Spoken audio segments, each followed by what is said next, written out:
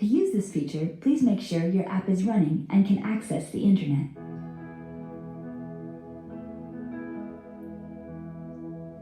Me postro ante ti y puedo aquí yo descansar. Sin ti, Señor, deshecho estoy, mi corazón tú guiarás.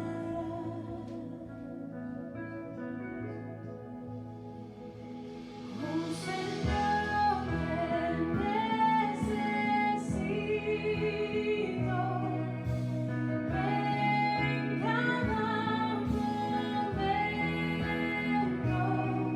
mi defensor.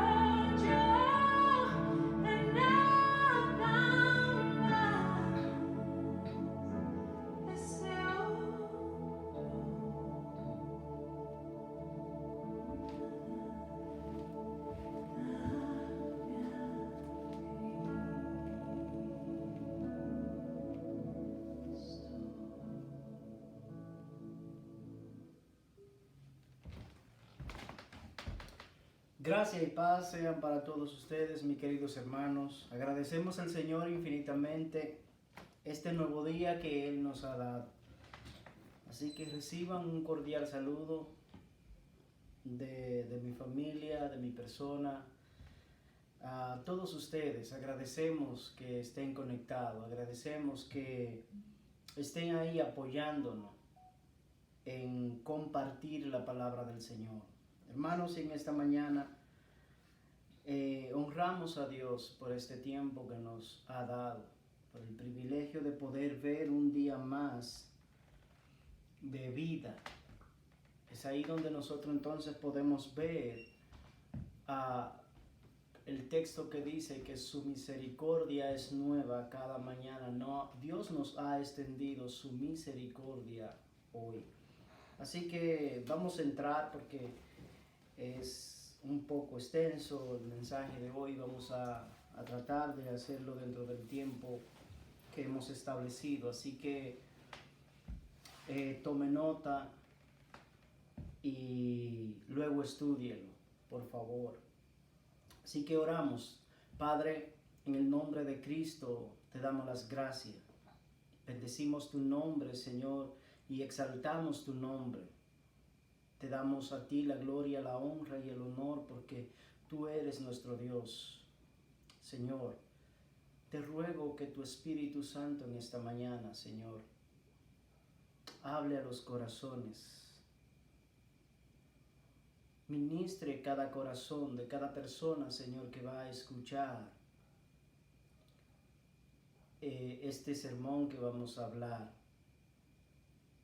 Que sea tu Espíritu Santo transformando sus corazones, hablando a sus corazones, y que podamos entender que solamente por medio de Cristo hay salvación, por medio de Cristo hay vida. Te rogamos, Dios, que tu gracia por medio de tu Espíritu Santo sea impartido, Señor, sobre todo aquellos que están conectados y los que se van a conectar después, que van a ver la transmisión. Que tu gracia, oh Dios, alcance sus corazones para la gloria de Dios Padre. Señor, ayúdame a exponer tu palabra. Ayúdame, Señor, a hablar lo que tú quieres, Señor, que se hable. Y que todo, Señor, sea para gloria y honra de tu nombre, en el nombre de Cristo Jesús. Amén. Así que, hermanos, agradecemos a Dios nuevamente la oportunidad y el tiempo que nos ha regalado de este lado de la eternidad. Así que vamos a hablar en esta mañana bajo el tema: por medio de Cristo tenemos vida.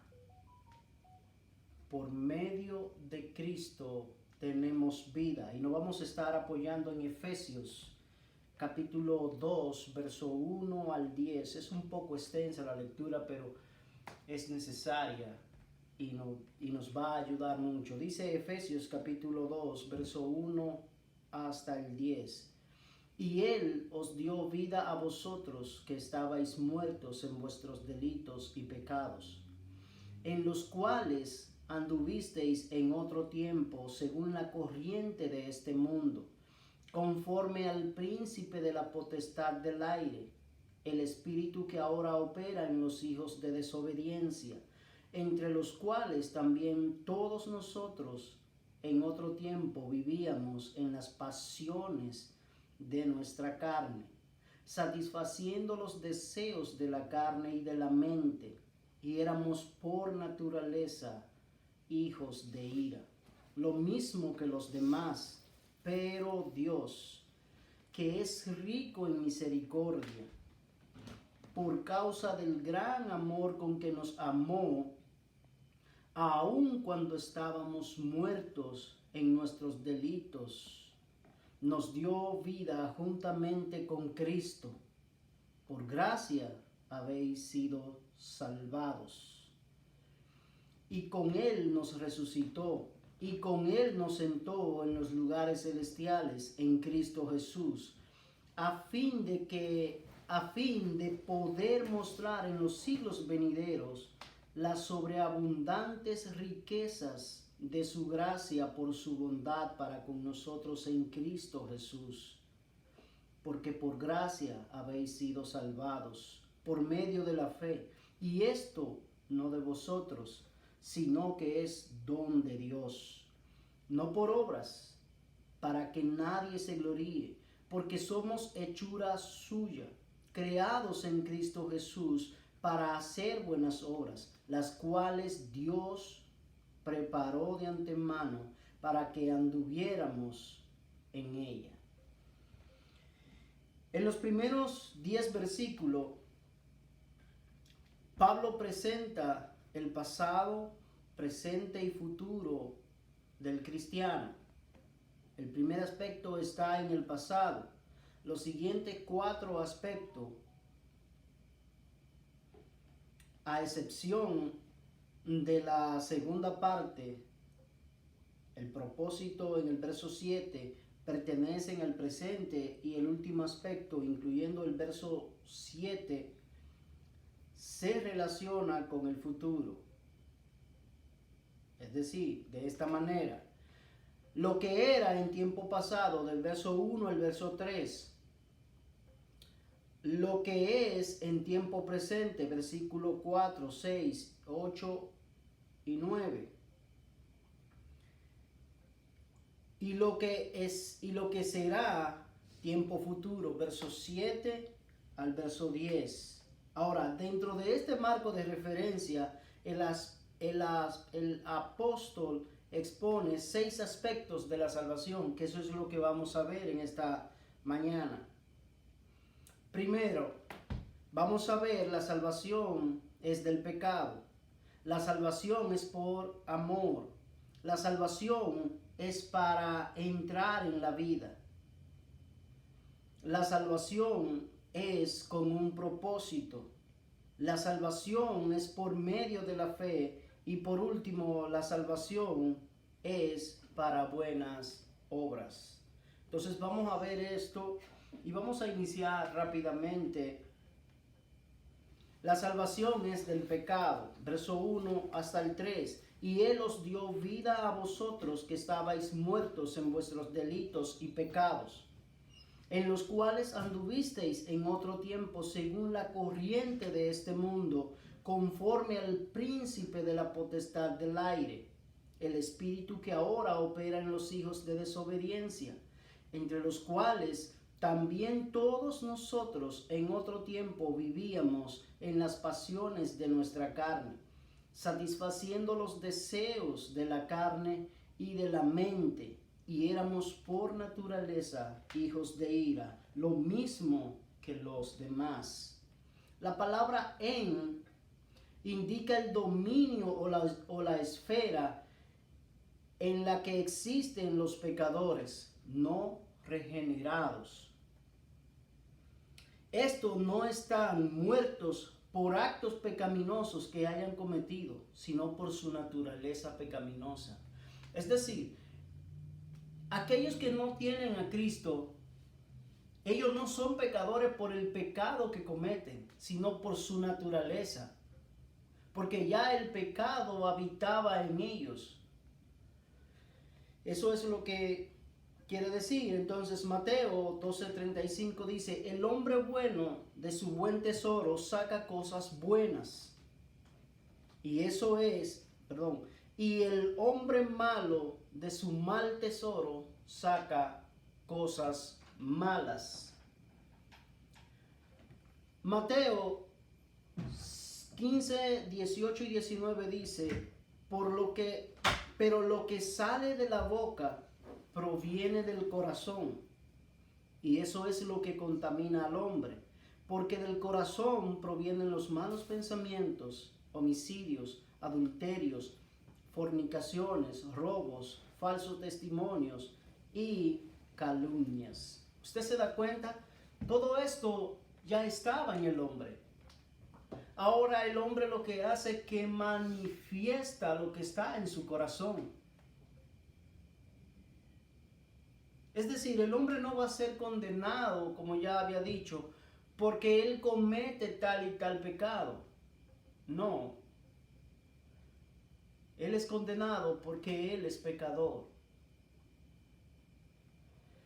Génesis 6:5 dice, y el Señor vio que era mucha la maldad de los hombres en la tierra, y que toda intención de los pensamientos de su corazón eran solo hacer siempre el mal.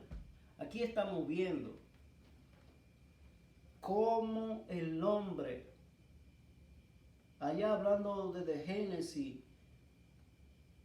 ha expuesto lo que hay en su corazón, maldad.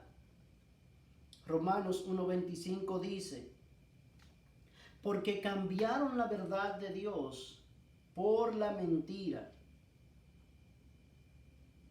y adoraron y sirvieron a la criatura en lugar del Creador, quien es bendito por los siglos. Amén.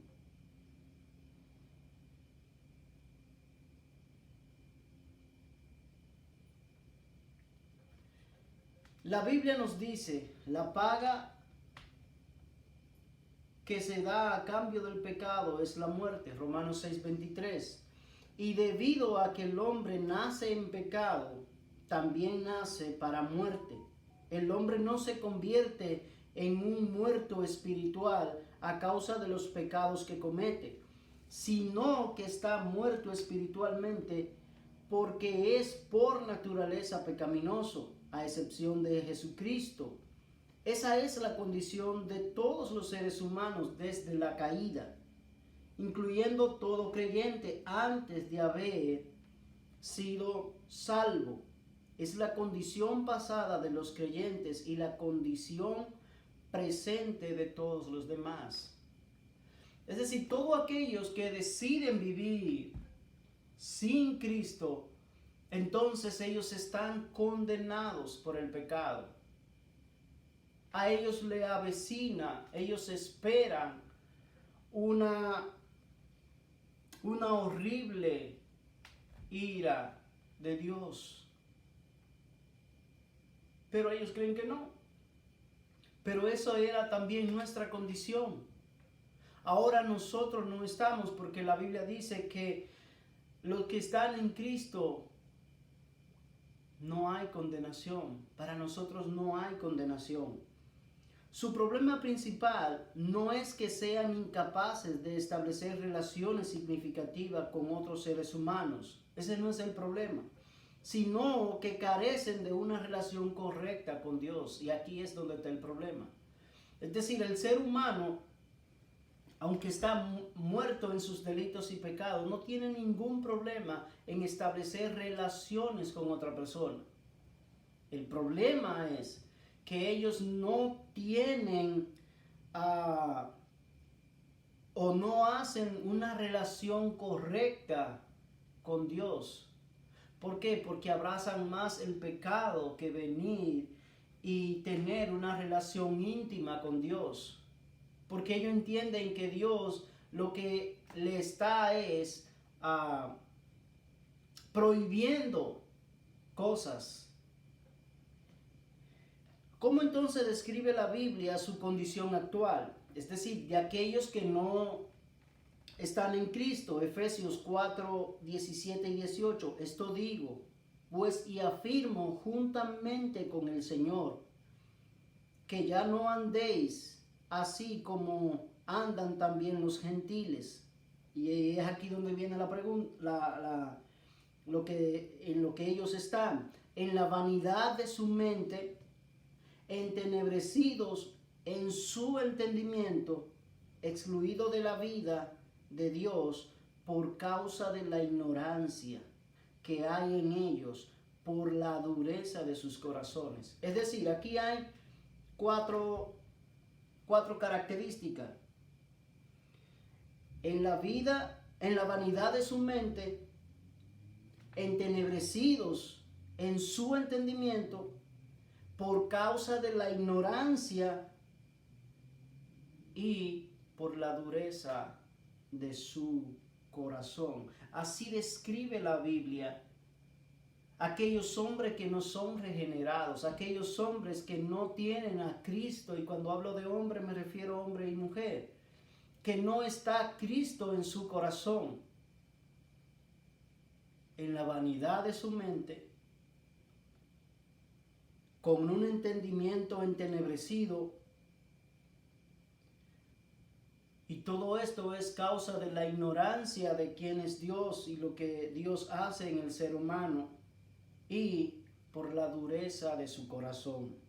Su condición no tiene que ver con el modo en que viven, tiene que ver con el hecho de que están muertos aún mientras parecen estar vivos. Están muertos espiritualmente al mismo tiempo que están vivos físicamente, puesto que esta muerte para Dios está muerto ante la vida espiritual, la verdad, la justicia, la paz interior y la felicidad, y muertos para todas las demás cosas buenas. Es decir, este hombre experimenta todo esto. Cuando usted ve que un hombre puede obtener todo lo que tenga en este mundo, usted ve en las redes sociales cómo el hombre expone lo que tiene y ese es su Dios. Pero no es que ellos son felices. El dinero no trae felicidad del todo. Porque si el dinero fuera la felicidad más completa del mundo, entonces habría muchos felices, pero sin embargo, esa gente que son famosos, aquellos que están rodeados de dinero y llenos de dinero, usted ve la vida de ellos y es un desastre. No permanecen con una esposa. Su vida es un desastre. Que tienen lujo, sí, pero ese es su Dios, eso es lo que ellos aman. Y ellos entienden que eso es felicidad y eso no es felicidad. Cristo es felicidad. Cristo es mi paz. Porque yo sé que al final de los tiempos, cuando todo termine, entonces yo voy a sonreír. Porque voy a ver cara a cara a aquel que hace más de 2000 años vino y murió por mis pecados. Y que voy a estar en su gloria. Pero aquellos que están disfrutando de su riqueza, y no estoy diciendo con esto, hermanos, que la riqueza es mala. No, no es eso. La riqueza se vuelve mala cuando tú pones la riqueza como un ídolo. Como que eso es lo que te sostiene y no el Creador. Entonces, vamos a ver, la salvación es por amor. Efesios 2:4. Pero Dios, que es rico en misericordia por causa del gran amor con que nos amó. Miremos cómo dice al principio del versículo 4. Pero Dios dice. Esto nos dice que Dios es quien toma la iniciativa de buscarnos. ¿Y cuál es la razón de que Él haga esto? Él dice que Él es rico en misericordia. Y no solamente esto, sino que nos dice por qué causa Dios lo hace. Es decir, en este versículo podemos ver dos características fundamentales de Dios. Que Dios es rico en misericordia y la otra es por causa. O sea, su gran amor con que nos amó. Es decir, nosotros estando muertos en nuestros delitos y pecados, Dios nos escogió, Dios nos amó y Él tuvo misericordia. O tuvo misericordia, entonces nos amó. El Salmo 63:3 dice, el Salmo 63:3 dice, porque tu misericordia es mejor que la vida. Mis labios te alabarán. Romanos 11:32. dice, porque Dios ha encerrado a todos en desobediencia para mostrar misericordia a todos. Es decir, Dios encerró a toda la humanidad, dice Romanos, el apóstol Pablo. Dice que Dios encerró a toda la humanidad. ¿En qué? En desobediencia. Lo que hablamos en Efesios, en lo que estamos hablando. Que todos éramos pecadores. Que nuestros corazones estaban siempre declinando a hacer lo malo. Y entonces Dios muestra su misericordia enviando a su Hijo Jesucristo para que muriera por nuestros pecados.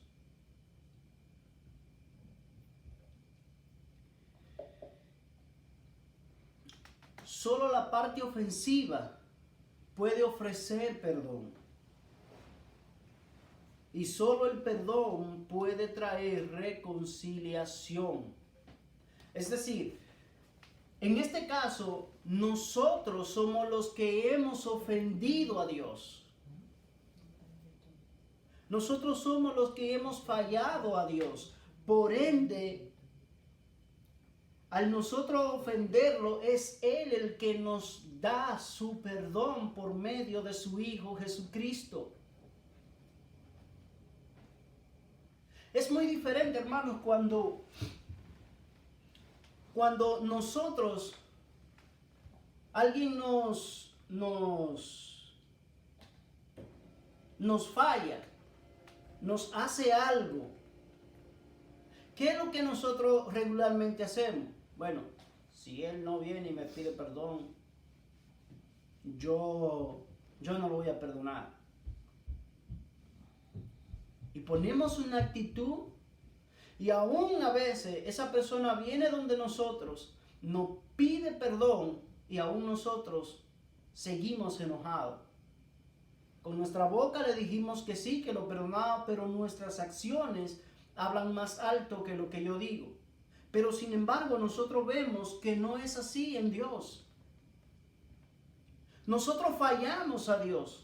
Nosotros violamos su ley, nosotros violamos sus mandamientos, sus estatutos. Nosotros hacemos lo malo delante de Él. Y es Dios el que sale detrás de nosotros. En vez de nosotros ir a donde Dios y de rodillas decirle, oh Señor, perdónanos. No tome en cuenta nuestra iniquidad. Perdona nuestros malos corazones, pero nosotros no lo hacemos. Entonces sale Dios. Porque por eso Él envió a su Hijo. Entonces hay gente, hermano, que presentan a un Dios. Especialmente hablo de aquellos que no conocen a Dios. Aquellos que se hacen llamar ateos.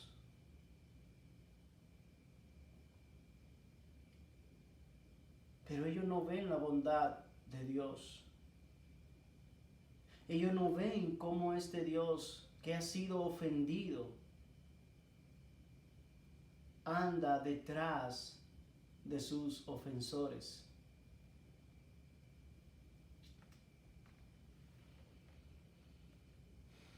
Puesto que el Señor fue rico en misericordia hacia nosotros y tuvo un gran amor por nosotros, proveyó la manera en que pudiésemos volver a Él. Aquí vemos a Dios que diseña un plan. Aquí vemos a Dios que está orquestando todo para que el ser humano vuelva a tener una reconciliación con Él. Porque, hermanos, a la verdad, ¿usted cree que Dios nos necesita tanto como quizá usted y yo pensamos? Dice la Biblia en el capítulo 1, bueno, el único que tiene, Judas, que Dios no perdonó a los ángeles que se rebelaron contra Él, sino que lo encerró en prisiones oscuras. Ahora, mire usted y yo pecamos, usted y yo fallamos, usted y yo violamos sus mandamientos y sin embargo Dios envía a su Hijo Jesucristo a morir por nuestros pecados, a tomar nuestro lugar. Y la ira de Dios, todo el enojo de Dios, si así podríamos decirlo, cayó sobre su Hijo. Y lo que a nosotros nos tocaba, su Hijo lo soportó. ¿Por qué? Por amor. Porque Dios quiere que tú tengas vida en su Hijo. Juan 15:13 dice, nadie tiene un amor mayor que este, que uno dé su vida por su amigo. Jeremías 31:3 dice, desde lejos el Señor se le apareció diciendo, con amor eterno te he amado, por eso te he traído con misericordia. Es decir, Dios nos trae a Él con misericordia. Y usted dirá, bueno, pero yo sufro demasiado. Eso es misericordia. Aún tu sufrimiento, Dios lo hace en misericordia. Juan 1:29 dice, y al día siguiente vio a Jesús que venía hacia él y dijo, he aquí el Cordero de Dios que quita el pecado del mundo. Aquí vemos a Dios, la persona ofensiva, a quien le fallamos, entregando a su Hijo como un cordero inmolado por nuestros pecados. Esto nos lleva al tercer punto. La salvación es para entrar en la vida. Efesios 2:5. Aun cuando estábamos muertos en nuestros delitos, nos dio vida juntamente con Cristo. Por gracia habéis sido salvados. Efesios 2:5. Una persona muerta espiritualmente necesita ser vivificada por Dios, porque la salvación trae vida espiritual a los muertos. Es este poder que resucitó a los creyentes de la muerte y les dio vida. Y le voy a decir algo aquí, hermanos.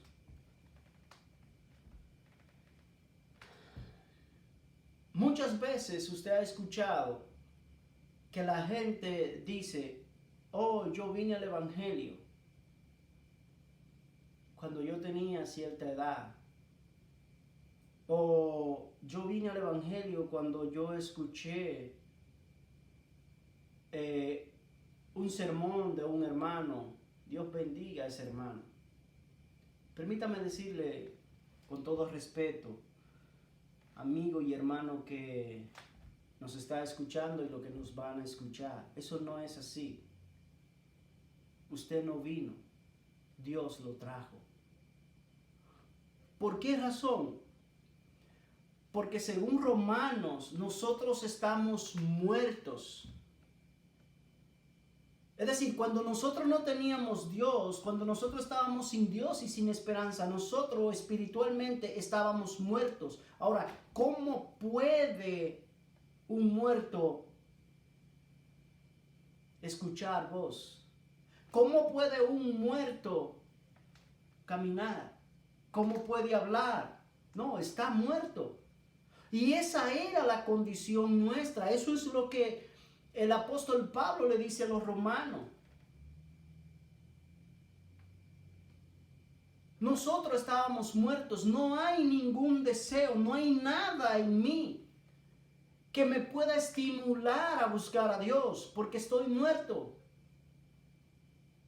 Ahora, recordemos lo que dice Jeremías. Desde lejos el Señor se le apareció diciendo, con amor eterno te he amado. Por eso te he atraído con misericordia. Es decir, el punto aquí es que Dios, por medio de una prédica, por medio de una palabra, por medio de su evangelio glorioso, que es Cristo Jesús, Él entonces puso la chispa, si podríamos decir. Él puso un espíritu vivo. Él puso un espíritu vivo en nosotros. Entonces ese espíritu me hace vivir. Pero ese espíritu me va a llevar a buscar al Maestro, a buscar la verdad de su evangelio. Romanos 6, del 1 al 7. ¿Qué diremos entonces? ¿Continuaremos en pecado para que la gracia abunde? De ningún modo. Nosotros que hemos muerto al pecado, ¿cómo viviremos aún en él? ¿O no sabéis que todos los que hemos sido bautizados en Cristo Jesús hemos sido bautizados en su muerte? Por tanto, hemos sido sepultados con él por medio del bautismo para muerte, a fin de que como Cristo resucitó de entre los muertos por la gloria de Dios Padre o del Padre, así también nosotros andemos en novedad de vida. Porque si hemos sido unidos a Él en la semejanza de su muerte, ciertamente lo seremos también en la semejanza de su resurrección, sabiendo esto, que nuestro viejo hombre fue crucificado con Él, para que nuestro cuerpo de pecado fuera destruido, a fin de que ya no seamos esclavos del pecado. Porque el que ha muerto ha sido liberado del pecado. Ahora, ¿usted entiende el bautismo? En este último versículo que el apóstol Pablo expone. Cuando yo voy a las aguas, yo estoy representando la muerte y resurrección de Cristo. Es lo que Pablo está diciéndonos. Cuando nosotros vemos en Mateo capítulo 3, el bautismo de Cristo, capítulo 4, de Mateo, que nosotros vemos el bautismo, vemos que mucha gente todavía no entiende qué es el bautismo. Quizás mucha gente entiende que es ir y hacer una declaración pública, sí, todo eso, pero el centro de todo esto apuntaba a la cruz, porque ese es el centro de todo. Ahí empieza todo y ahí termina todo. O ahí termina todo para el Antiguo Testamento y todo empieza de ahí en adelante. Entonces, cuando tú y yo somos bautizados, que vamos a las aguas, estamos crucificando el viejo hombre para que salga entonces el hombre renovado. Por ende, eso no sale de mí. Si el Padre de las luces, el Padre de nuestro Señor Jesucristo, no pone eso en nosotros, lamentablemente nosotros no podemos responder a su llamado. O usted no ha escuchado personas que dicen: oh, mi hermano, de verdad, escuché que tú eres cristiano, oh, qué bueno, sigue ahí, permanece ahí, que eso es bueno. Y usted le pregunta: pero si es tan bueno, ¿por qué tú no vienes a los pies? Y ya he hablado de esto. ¿Por qué si el evangelio es tan bueno y tan atractivo, la gente no viene corriendo a él? Porque están muertos. Porque están muertos en sus delitos y pecados. Y ellos necesitan que Dios ponga un espíritu en ellos. Romanos 6, 11 y 13 dice: así también vosotros consideraos muertos para el pecado, pero vivos para Dios en Cristo Jesús. Por tanto, no reine el pecado en vuestro cuerpo mortal, para que no obedezcáis sus lujurias, ni presentéis los miembros de su cuerpo al pecado como instrumento de iniquidad, sino presentemos vosotros mismos a Dios como vivos de entre los muertos y vuestros miembros a Dios como instrumento de justicia. Es decir, cuando yo confieso que Jesucristo es mi Señor, yo tengo que apartarme del pecado.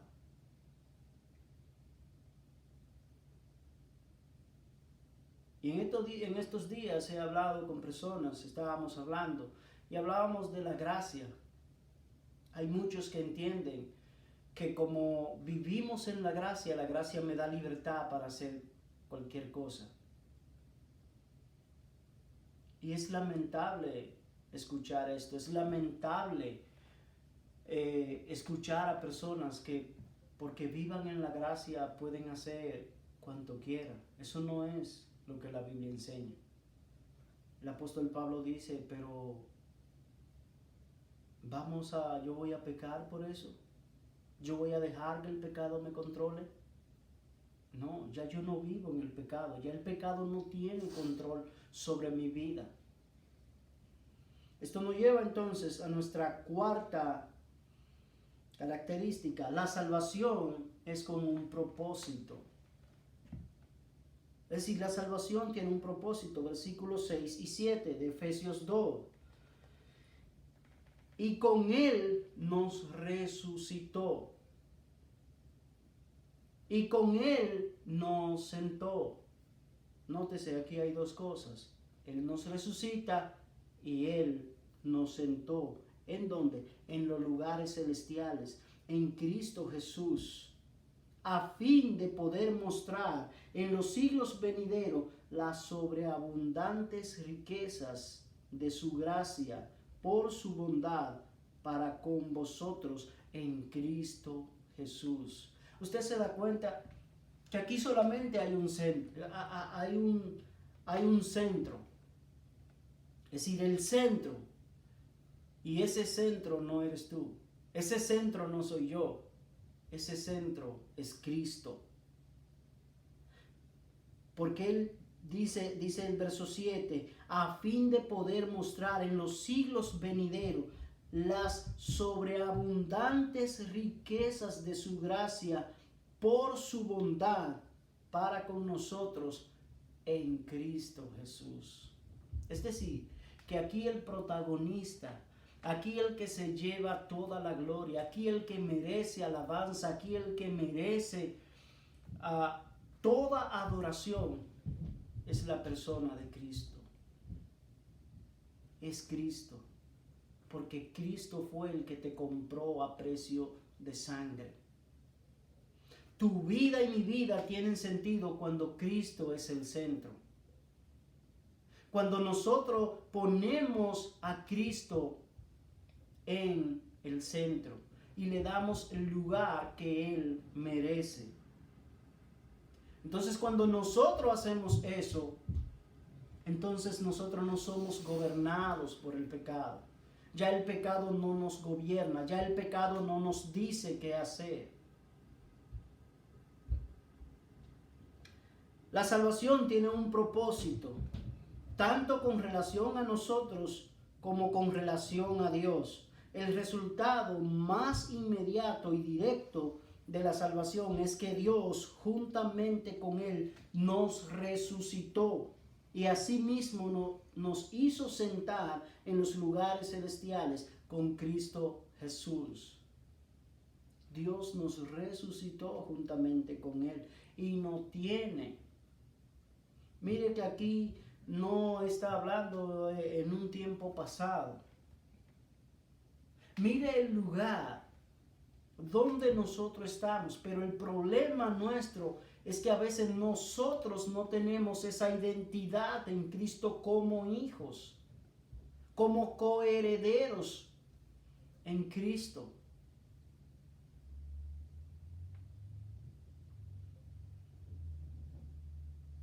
No solo estamos muertos al pecado y vivimos para la justicia mediante su resurrección, en lo cual somos resucitados, sino que también disfrutamos una exaltación y somos hechos partícipes de su gloria preeminente. Vamos a entender esto mejor y quiero que miremos un pasaje de las Escrituras que ejemplifica esto que acabamos de leer. Juan, capítulo 11, verso 44.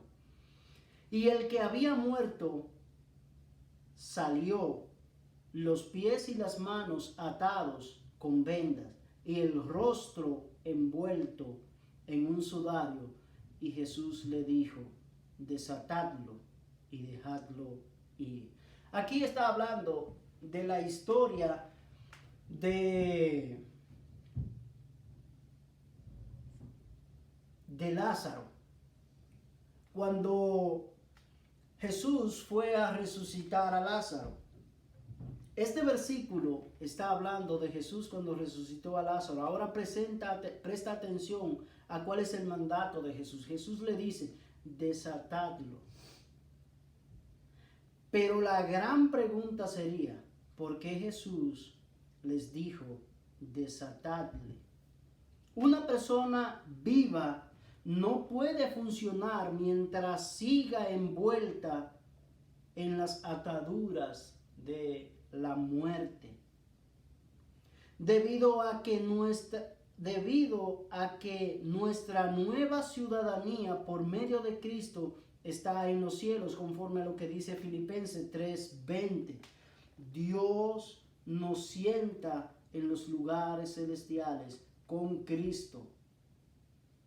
Ya no pertenecemos a este mundo presente, ni estamos en la esfera de pecaminosidad y rebelión. Hemos sido rescatados de la muerte espiritual y hemos recibido vida espiritual con el fin de estar con Cristo Jesús en los lugares celestiales. Así como dice, los lugares celestiales se refieren a la esfera de la sobrenatural, de lo sobrenatural donde Dios reina. Aunque en el 6:12 se refiere a la esfera sobrenatural donde Satanás rige. El cielo entero le glorificará a causa de lo que ha hecho por nosotros. Es decir, cuando Cristo le dice a Lázaro que lo desaten, es que un hombre atado no puede hacer nada. En otras palabras, cuando tú estás en pecado, cuando tú vives en pecado, cuando tú amas el pecado, entonces el pecado te tiene atado. Tú no puedes hacer nada. Bueno, puedes hacer algo, pecado. Porque toda su atadura te va a llevar al pecado.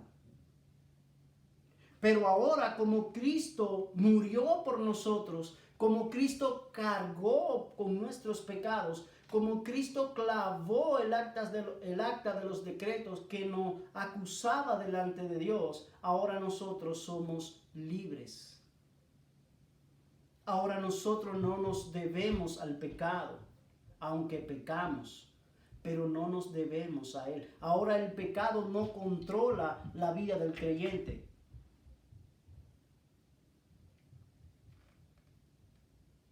Y por tal razones, hermanos, nosotros tenemos que humillar nuestros corazones delante de nuestro Dios. Seguimos avanzando. Apocalipsis 7, 10, 12 dice: y clamaban a gran voz diciendo: la salvación pertenece a nuestro Dios.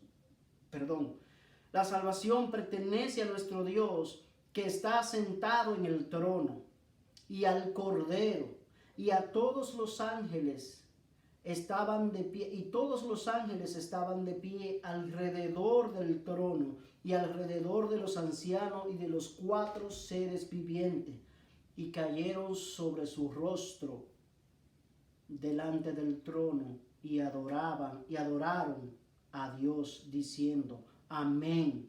La bendición, la gloria, la sabiduría, la acción de gracias, el honor, el poder y la fortaleza sean a nuestro Dios por los siglos de los siglos. Amén. ¿Se da cuenta? Dios es quien merece toda la gloria, toda la honra, porque Él es que ha hecho todo. Cuando tú y yo miramos lo que Dios hizo, y cuando vemos lo que nosotros tenemos que hacer, es muy insignificante. No se puede poner así. Se tiene que poner, pero muy por encima. Dios está por encima, porque Él es quien ha hecho todo. Él es quien nos ha ofrecido su perdón por medio de Jesucristo. Él es quien nos sostiene. Él es quien nos da vida. Él es quien nos ha llevado a los lugares de delicados pastos. Él es quien nos tiene al lado de su Hijo. Al punto 5 nos lleva entonces: la salvación es por medio de la fe, versos 8 y 9. Porque por gracia habéis sido salvos, por medio de la fe. Y esto no de vosotros, sino que es don de Dios, no por obras para que nadie se gloríe. Nuestra respuesta en la salvación es la fe. Es por fe, no es por obra. Yo no tengo que hacer esto o aquello, es por fe. Pero ni siquiera esto de nosotros, pues es don de Dios. ¿Te das cuenta? La salvación viene por la fe. Pero el apóstol Pablo dice que ese don, que esa fe tampoco nos pertenece. ¿Usted se está dando cuenta? Si esto no pertenece a nosotros, es Dios el que tiene que ponerla en nosotros.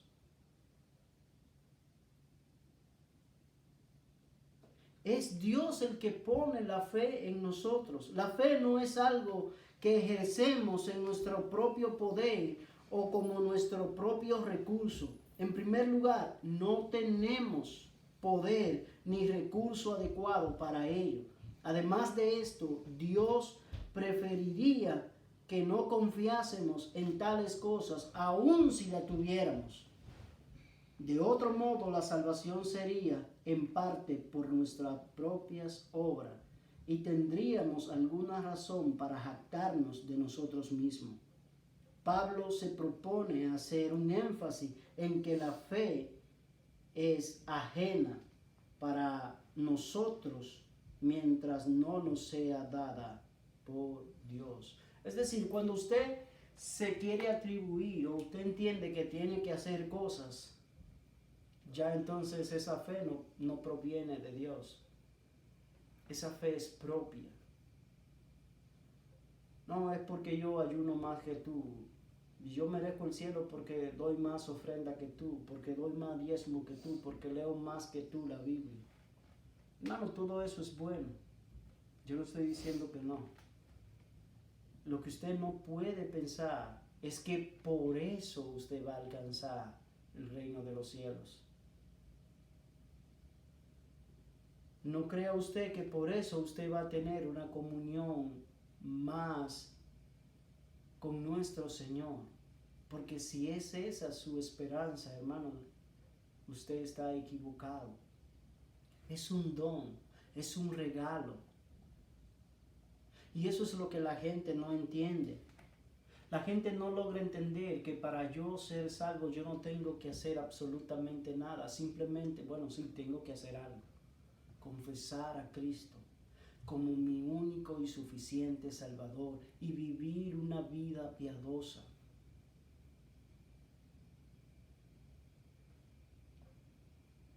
Al aceptar la obra consumada de Cristo a favor nuestro, actuamos por fe, suministrada por la gracia de Dios.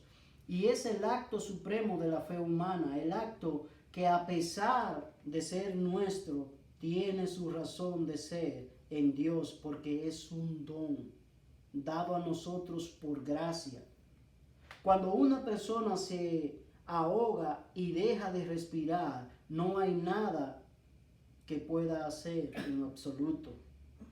Para que pueda respirar de nuevo, es indispensable de otra persona, le inicie la respiración. Una persona que está muerta espiritualmente no puede tan siquiera tomar una decisión de fe a no ser que Dios primero la infunda el aliento de vida espiritual. La fe es el simple acto de respirar el oxígeno suministrado por la gracia de Dios. Por esa razón somos responsables de ejercer y también de las consecuencias que trae el no hacerlo. Juan 5:40 dice, y no queréis venir a mí para que tengáis vida. La gente no quiere. La gente prefiere morir en sus delitos y pecados. De hecho, usted le puede preguntar a esta sociedad hoy en día, ¿qué tú prefieres? ¿Vivir 50 años más de lo que ya tú tienes, de la manera que tú vives, o vivir 10 con toda la riqueza de este mundo? Adivine qué usted cree que la gente va a decir. No, yo prefiero vivir 10. Porque ellos entienden que el que se muere, ya, ahí quedó todo. Y es lamentable cómo Satanás ha engañado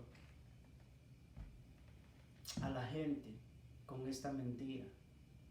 Y uno de los engaños que le ha funcionado a él es hacerle creer a las personas que él no existe, que él es un mito en el siglo XXI, que eso era antes que se hablaba para que, y nuestros padres nos metían miedo con todo esto. Eso no es lo que las escrituras enseñan, lamentablemente.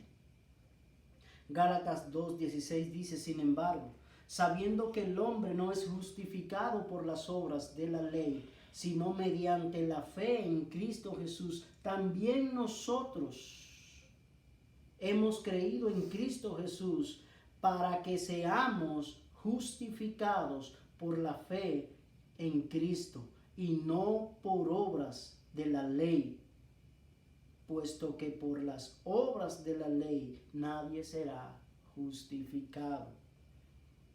Y entramos a nuestro último punto. La salvación es para buenas obras. Verso 10. Porque somos hechura suya, creados en Cristo Jesús para hacer buenas obras, las cuales Dios preparó de antemano para que anduviéramos en ella. Aunque no cumple función alguna en la obtención de la salvación, las buenas obras tienen mucho que ver con el hecho de vivir la salvación. En la práctica, ninguna cantidad de buenas obras puede producir la salvación, pero es cierto que muchas buenas obras son producidas por la salvación. Es decir, todo lo bueno que tú y yo podemos hacer es producido por la salvación. Ahora, todas las buenas obras que nosotros hacemos sin la salvación, eso no es nada. Eso no es nada. Eso no cuenta para Dios. En esto es glorificado mi Padre, dijo Jesús, en que llevéis mucho fruto y seáis así mis discípulos. Juan 15:8. Las buenas obras no producen el discípulo, pero sí demuestran que es genuino. Es decir, inmediatamente yo soy salvo, entonces ya yo soy hecho conforme a la imagen de Cristo. Entonces las obras que yo hago no son mías, sino que son de Él. Y eso hace ver lo genuino que es mi conversión. Pero yo aquí no estoy tratando de hacer obras para que la gente me vea. No, yo aquí estoy haciendo obra, trabajando para la gloria de mi Padre.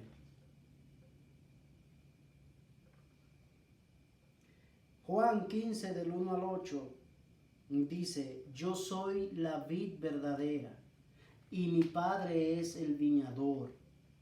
Todo sarmiento que en mí no da fruto, lo quita. Y todo el que da fruto, lo poda para que dé más fruto. Vosotros ya estáis limpios. ¿Por qué? Por la palabra que os he hablado. Permaneced en mí y yo en vosotros. Como el sarmiento no puede dar fruto por sí mismo, sino que permanece en la vid, así tampoco vosotros, si no permanecéis en mí. Yo soy la vid, vosotros los sarmientos. El que permanece en mí y yo en él, ese da mucho fruto. Porque separados de mí nada podéis hacer. Si alguno no permanece en mí, es echado fuera como un sarmiento y se seca. Y los recogen, los echan al fuego y se queman. Si permanecéis en mí y mis palabras permanecen en vosotros, pedid lo que queráis y os será hecho. En esto es glorificado mi Padre, en que deis mucho fruto, y así podréis, y así probéis que sois mis discípulos. Y termino con esto. La salvación no viene como resultado de conocer acerca de la verdad de Jesucristo, sino de conocer de manera íntima a Cristo mismo. El hecho de que seamos vivificados en Cristo es una realidad gracias al poder infinito de Dios que obra conforme a su amor y misericordia. Así que, hermanos, recordemos, por medio de Cristo nosotros tenemos vida, por lo que Él hizo en la cruz. Pero esto nos quiere decir a nosotros que nosotros tenemos que tener puesto nuestros ojos en Jesús, el autor y el consumador de la fe. Cuando nosotros quitamos la mirada de Cristo, entonces nos apartamos de Él, de su verdad. Así que damos gracias, hermanos, y agradecemos al Señor este tiempo. Ahora permítame orar para así despedirnos. Padre, en el nombre de nuestro Señor Jesucristo te damos las gracias, Señor, por este tiempo. Gracias por la verdad, Señor, que tú has revelado a través de tu santa y bendita palabra. Padre, gracias porque sabemos que tú eres nuestro Dios y nuestro Señor. Te ruego por aquellos hermanos, Señor, que han escuchado, Señor, este sermón, y aquellos que lo van a escuchar, que tu gracia, Señor, los alcance, que ellos puedan entender que solamente en Cristo Jesús hay vida y que somos resucitados juntamente con Él, Señor. Que tu gracia no sea parte de ellos, que tu bondad, Señor, los alcance. Y que un día, Señor, ellos puedan confesar que tú eres su Señor. Gracias, Dios, por este tiempo. Gracias por tu santa y bendita palabra, para la gloria de Dios Padre. En el nombre de Cristo Jesús. Amén. Hermanos, gracias y paz. Agradecemos, pero permítame recordarle que nos puede buscar en las redes sociales, en Facebook y en YouTube, Carlos Pérez, alcanzado por gracia. En YouTube comparte el video, dele me gusta para que así YouTube pueda recomendar nuestros videos. Asimismo, compártalo también en Facebook. Nosotros le agradecemos infinitamente que usted haga esto. Así que, hermanos, gracia y paz sean para todos ustedes y que pasen un feliz domingo. Dios le bendiga.